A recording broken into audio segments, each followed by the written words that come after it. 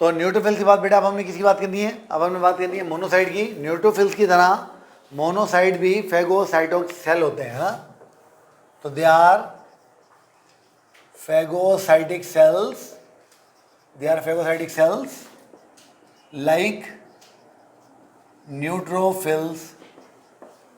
अब ये भी हैं तो WBC, मगर आपने ध्यान में रखना है कि ये ए ग्रेन्यूलोसाइटिक सेल्स हैं। ये कौन से सेल्स हैं?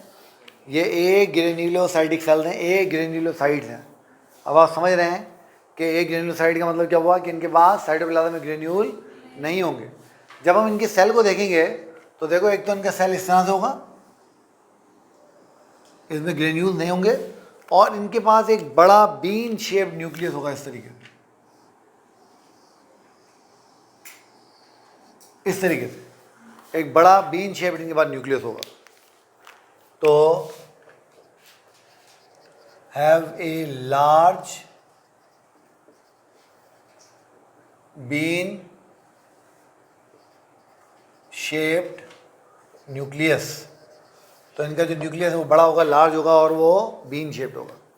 अच्छा, अब इनकी भी जो लाइफ है वो सेल्स के अंदर बहुत थोड़ी लाइफ होती है, ज़्यादा लाइफ इनकी नहीं होती। तो have short span of life in blood.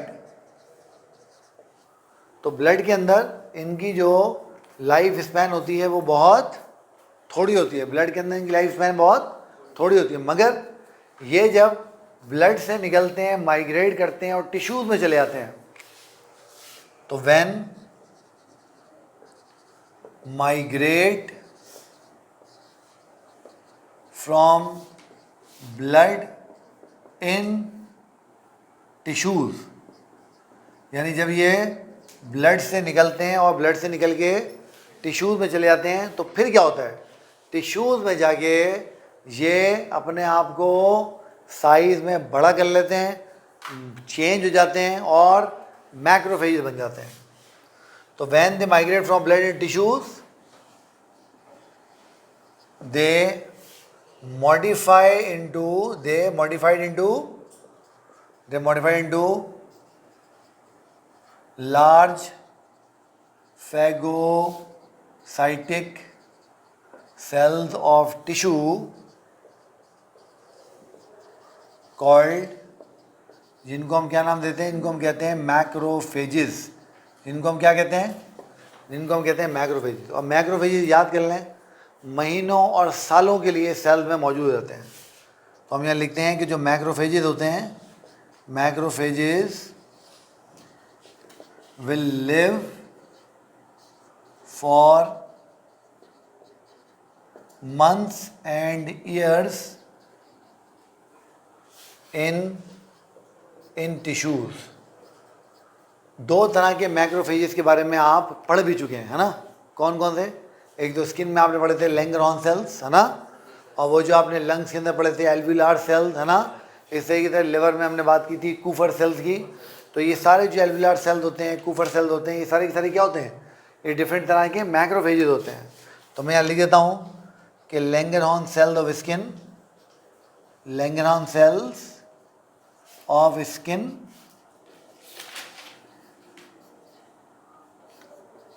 Kupffer cells of liver etcetera are macrophages. ये मैक्रोफेजेस की एग्जाम्पल हैं, ठीक है?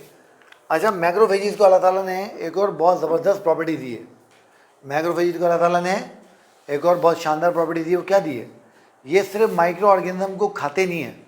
ये जब माइक्रो ऑर्गेनिज्म को खा जाते हैं ना, तो खाने के बाद उनके जो सेल के कंपोनेंट होते हैं उनको अपनी सरफेस के ऊपर लगा लेते हैं। मैं तुम्हें समझाता हूँ, पहले को लिख लेते हैं फिर समझ लेते हैं। तो होता क्या है कि जो मैक्रोफेजेस होते हैं, macrophages when phagocytose a bacterial cell, they project its antigen on their surface। ठीक है, ये तो मैंने लिख लिया कि macrophages when phagocytose the bacterial cell they project it antigen and they on their surface. क्या मतलब हुआ? फर्ज करो कि ये तुम्हारे पास एक बैक्टीरिया था, लेट सपोज कि ये तुम्हारे पास एक बैक्टीरिया था। बात को ध्यान से समझना, जब ये बैक्टीरिया था तो इस बैक्टीरिया के पास ये एक एंटीजन ये थी, एक एंटीजन इसके पास ये थी, एक एंटीजन इसके पास ये थी, और एक एंटीजन इसके पास ये थी। ठीक है, पता है क्या होगा ये कि जब ये मैक्रोफेज आएगा और ये मैक्रोफेज आके इसको खा जाएगा। फ़र्ज़ करो कि ये मैक्रोफेज आया और मैक्रोफेज ने पूरे बैक्टीरिया को खा लिया, इस मैक्रोफेज ने पूरे बैक्टीरिया को खा लिया। तो जब ये इसको खाएगा तो ये बैक्टीरियल सेल को तो डिस्ट्रॉय कर देगा, ये बैक्टीरियल सेल को डिस्ट्रॉय कर देगा, मगर इसकी ये जो प्रोटीन है ना, ये इन प्रोटीन्स को अपनी सरफेस के ऊपर प्रोजेक्ट कर लेगा। ये इन प्रोटीन्स को अपनी सरफेस के ऊपर प्रोजेक्ट कर लेगा, ये इन प्रोटीन्स को अपनी सरफेस के ऊपर प्रोजेक्ट कर लेगा। ठीक है, जैसे ही ये इसकी प्रोटीन्स को अपनी सरफेस प्रोजेक्ट करेगा, हम इसका नाम बदल देंगे, हम बोलेंगे कि now this macrophage, now this macrophage is antigen presenting cell. अब इस सेल को हम क्या बोलते हैं? Antigen presenting cell. इस मैक्रोफेज को, या इसको हम कहते हैं APC, एंटीजन प्रेजेंटिंग सेल, यानी वो सेल जो एंटीजन प्रेजेंट कर रहा है, एंटीजन दे रहा है, एंटीजन पेश कर रहा है। किसको दे रहा है, किसको पेश कर रहा है? दूसरे WBCs को। तो antigen presenting cells present antigens to special type of lymphocytes. वही लिम्फोसाइट जिसकी मैंने आपसे बात की थी अभी कि वो हमारी थर्ड लाइन ऑफ डिफेंस बनाएंगे। तो स्पेशल टाइप के लिम्फोसाइट होते हैं, उनको क्या बोलते हैं? Called helper lymphocytes. क्या बोलते हैं उनको? हेल्पर लिम्फोसाइट, या उनका जो ज़्यादा मशहूर नाम है वो नाम है हेल्पर टी सेल्स। क्या नाम है उनका? Helper T sales. और फिर ये हेल्पर टी सेल जैसे ही एंटीजन को देखते हैं, ये फ़ौरन बताना शुरू कर देते हैं, सिग्नल भेजना शुरू कर देते हैं, मैसेज भेजना शुरू कर देते हैं पूरे इम्यून सिस्टम को कि बॉडी के अंदर कोई माइक्रो ऑर्गेनिज्म आ गया है। तो उसके बाद क्या होगा? Then helper T cells signal to whole immune system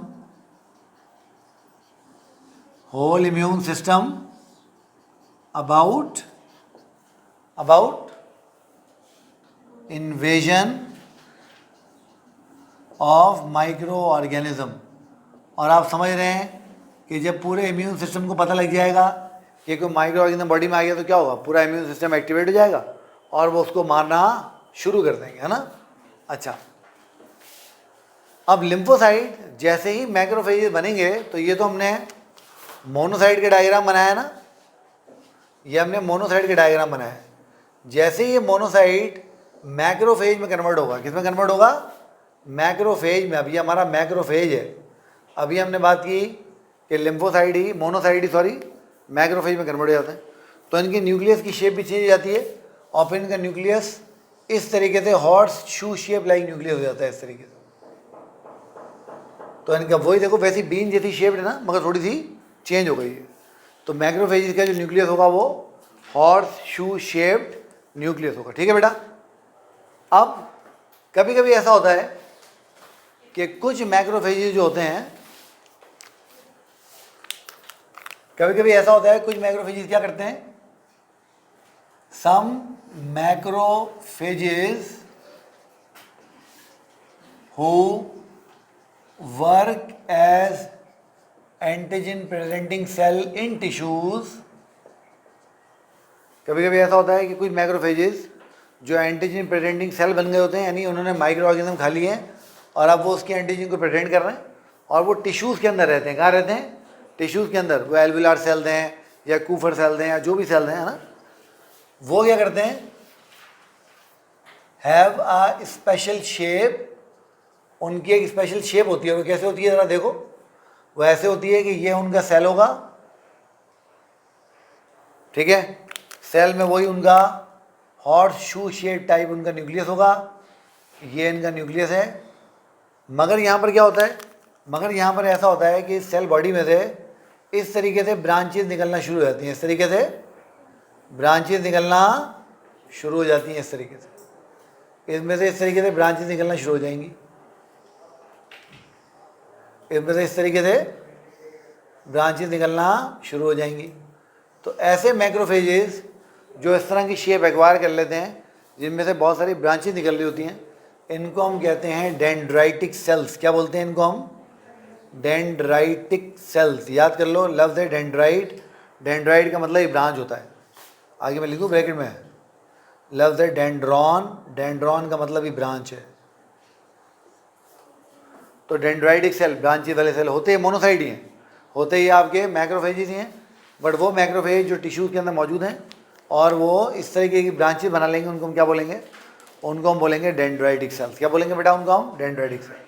ठीक है बेटा, तो this is all about monocytes and macrophages.